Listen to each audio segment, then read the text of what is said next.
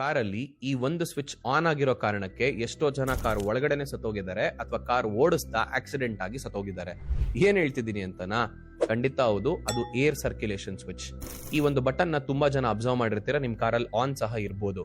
Usually AC ಹಾಕಿದ್ದಾಗ traffic ಅಲ್ಲಿ ಇರಬೇಕಾದ್ರೆ ಹೊರಗಡೆ ಇರುವಂತ ಕೆಟ್ಟ ಧೂಳು ಗಾಳಿ ಕಾರ್ ಒಳಗಡೆ ಬರದೇ ಇರ್ಲಿ ಅಂತ ಈ ಏರ್ ಸರ್ಕ್ಯುಲೇಷನ್ ಸ್ವಿಚ್ ಅನ್ನು ಆನ್ ಮಾಡಿರ್ತೀವಿ. ಅದು ಇಂಟರ್ನಲ್ಲಿ ಮಾತ್ರ ಸರ್ಕ್ಯುಲೇಟ್ ಆಗ್ತಾ ಇರುತ್ತೆ. ಬಟ್ ನಾವ್ ಅರ್ಥ ಮಾಡ್ಕೋಬೇಕಾಗಿರೋದೇನ್ ಗೊತ್ತಾ? ಒಬ್ಬ ವ್ಯಕ್ತಿ ಗಾಳಿ ತಗೊಳ್ಳೋದಷ್ಟೇ ಆಕ್ಸಿಜನ್, ಗಾಳಿ ಹೊರಗೆ ಹಾಕೋದು ಕಾರ್ಬನ್ ಡೈಆಕ್ಸೈಡ್.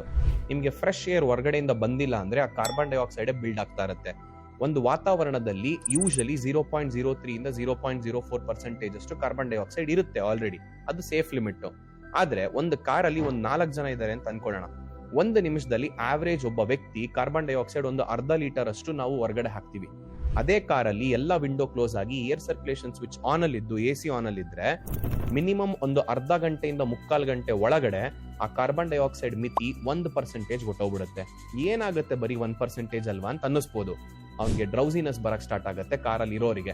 ಅದೇ ರೀತಿಯಿಂದಾಗಿ ಕಾರ್ ಓಡಿಸ್ಬೇಕಾದ್ರೆ ಎಷ್ಟೋ ಸಲ ನಿದ್ದೆ ಎಳ್ದಂಗಾಗಿ 1 ಸೆಕೆಂಡ್ ಅಲ್ಲಿ ಬ್ರೇಕ್ ಒತ್ತೋ ಜಾಗದಲ್ಲಿ ಆಕ್ಸಿಲೇಟರ್ ಒತ್ತಿ ಎಷ್ಟೋ ಆಕ್ಸಿಡೆಂಟ್ಸ್ ಗಳಾಗಿದೆ.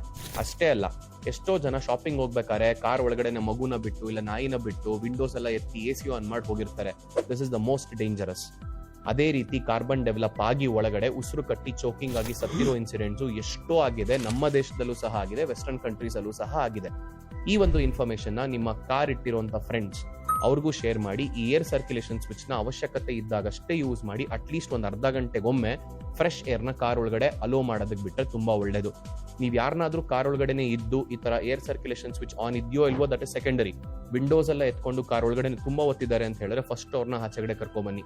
ಎಸ್ಪೆಷಲಿ ಪಾರ್ಕಿಂಗ್ ಮಾಡಿ ಶಾಪಿಂಗ್ ಹೋಗ್ಬೇಕಾದ್ರೆ ಈ ಒಂದು ಮಿಸ್ಟೇಕ್ ನ ಮಾಡ್ತಾರೆ. ಎಷ್ಟೋ ಜನ ಗೊತ್ತಿಲ್ಲದೆ ಈ ರೀತಿ ಮಾಡಿ ಪ್ರಾಣ ಕಳ್ಕೊಂಡಿರೋದು ಇದೆ.